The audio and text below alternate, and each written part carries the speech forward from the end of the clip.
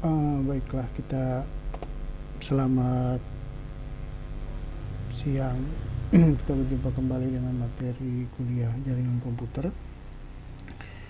Hari ini kita akan masuk ke materi OSI layer, OSI model maksud saya. Kita akan membahas layer ketiga. Kalau mestinya kita masuk di data link, tapi saya lewati karena kita tidak bisa praktek langsung, jadi kita bahas layer 3 yaitu network layer yang berisi tentang IP ya. Layer 3 yaitu berisi tentang IP address. IP address ini akan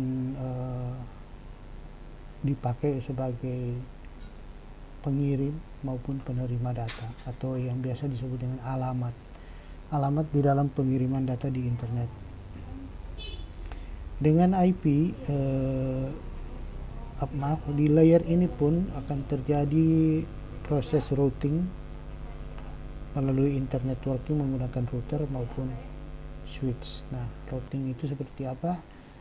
Misalnya kita tahu bahwa saya IP address-nya adalah ini ya. IP address saya adalah ini ya, 92168.110. Ini nanti nanti akan saya jelaskan di materi ini. Kemudian Google. Nah, Google memiliki IP address ini ya, 216.239.38120 ya. Kalau saya dari komputer saya melakukan browsing ke Google, misalnya saya ketik www.google.com, itu untuk mencapai halaman ini sebenarnya saya melalui tahapan ini.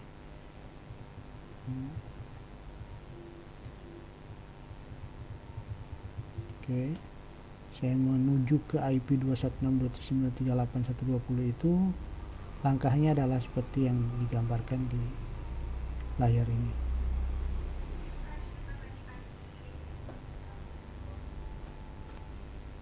Ini ada delay karena melalui jaringan.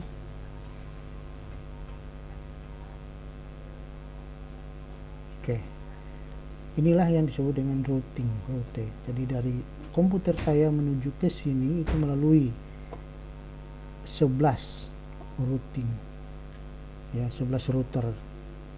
Setiap angka ini disebut hop, dan setiap hop itu biasanya ditempati oleh sebuah perangkat yang disebut dengan router. Nah, router itu adalah penunjuk arah ya. Jadi jika kita memiliki sebuah tujuan atau alamat misalnya ini, maka routerlah yang menentukan jalur routing yang bisa dilalui oleh permintaan atau pengiriman maupun kiriman maupun pengiriman data dari tempat kita ke tujuan itu oleh router diatur. Jika hanya dari komputer yang dalam satu subnet ya, misalnya di dalam satu kelompok jaringan kecil, maka itu tidak perlu routing. Tapi kalau yang saya contohkan tadi dari Google, dari komputer saya ke Google, itu butuh yang namanya routing karena menyeberangi banyak router. Oke, kita kembali ke slide. Nah, salah satu hal yang diatur di sini atau aktor utama di dalam routing adalah IP address ya, ini IP. Nah, apakah itu IP? Saya sudah upload di Classroom penggalan materinya. IP itu sebenarnya ada dua ya, libre. Okay. IP itu sebenarnya ada dua jenis yang sudah dikenal. Yang pertama adalah IP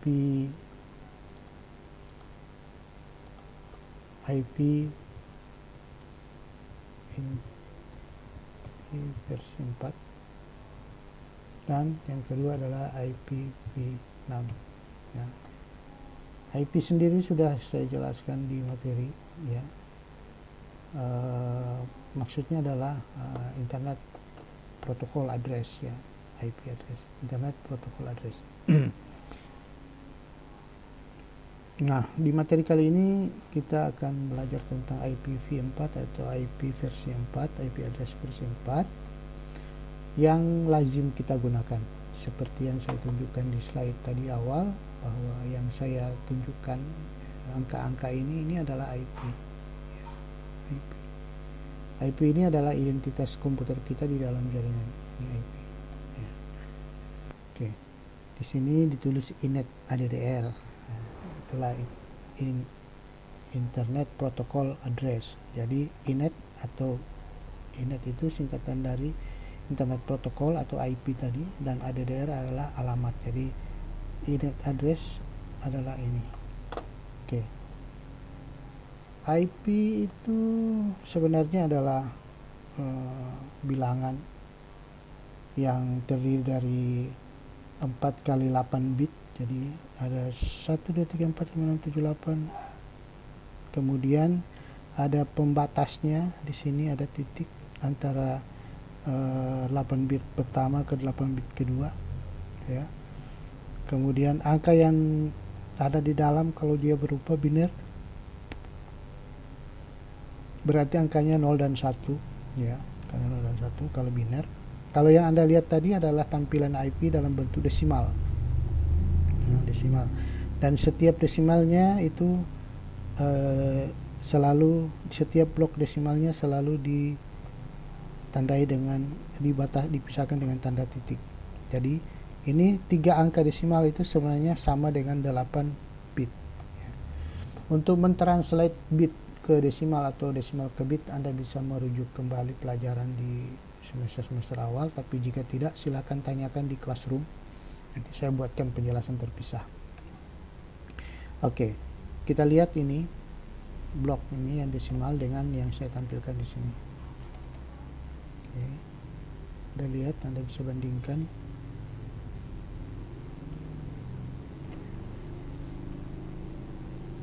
Oke, ini ada 3 blok. Sorry, saya set always on top. Oke, ini ada 4 kelompok 1, 2, 3, 1, 2, 3, 1, 2, 3. Nah, sekarang saya ambil 1, 2, 3 itu dimana 3 angkanya jika sudah mencapai ratusan, tapi kalau angkanya 1 itu bisa. Jadi misalnya contohnya di sini misalnya 6194 itu kan bloknya cuma 22. 6194 16 116 25. Jadi yang 3 itu cuma 1. Jadi angkanya mulai dari 0. Angka di sini itu mulai dari 0, tapi biasanya yang 0 bukan biasanya 0 tidak ada, kalau di depan tidak dipakai. Jadi angka terkecil kalau dari depan itu 1, kecuali di belakang itu bisa 0. Kita lihat IP tidak ada yang diawali dari 0, tapi selalu diawali dengan angka bernilai. Oke, ini contoh-contoh IP yang ada yang sudah dipakai,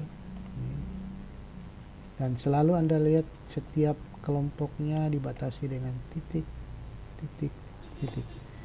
Itulah yang disebut dengan IP address. Oke, itu. IP address itu pembagian addressnya ada 2. Yang pertama adalah class full address, dan yang kedua adalah classless addressing.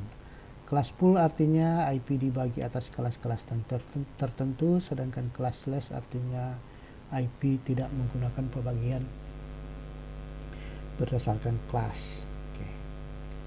Nah, sudah tadi dijelaskan di awal, IP itu terdiri dari 32 bit, kemudian dibagi 4, masing-masing bagian ada 8 bit, kemudian jika kita konversi bitnya ke desimal maka angkanya seperti ini, masing-masing 8 bit. Angka tertinggi dari 8 bit berarti dia 255, dan angka terendahnya adalah 0, karena 2 pangkat 8 itu menghasilkan 256 kombinasi angka. Oke. Apakah arti IP, penulisan IP, ya? IP itu pada dasarnya dibagi atas dari 32 bit itu ya, yang sebelah kanan itu mewakili host. Jadi makin ke kanan itu ya, kalau misalnya tadi ada 8 blok ya, kanan yang paling kanan itu, yang paling kanan ini angka terkanan itu menandakan host atau sebuah ya, atau identitasnya. Host itu identitas ya, itu disematkan pada angka paling kanan, dari kanan ke kiri bacanya. Jadi kalau misalnya 204 dengan 205 itu yang pembedanya adalah di 4 dan 5 tadi. 4 dan 5 itu adalah dua host yang berbeda atau dua buah alamat yang berbeda. Sementara yang sebelah kiri ini mewakili network. Nah, apa itu host, apa itu network, akan kita bahas di sini. Jadi IP pada dasarnya identifikasinya itu dipakai untuk dua identitas. Yang ke kiri adalah network ID dan yang ke kanan adalah host ID. Satu hal yang harus Anda ingat bahwa di dalam IP address tidak ada dalam satu jaringan itu terdapat IP yang nomornya sama. Jika terjadi sama nomor maka akan terjadi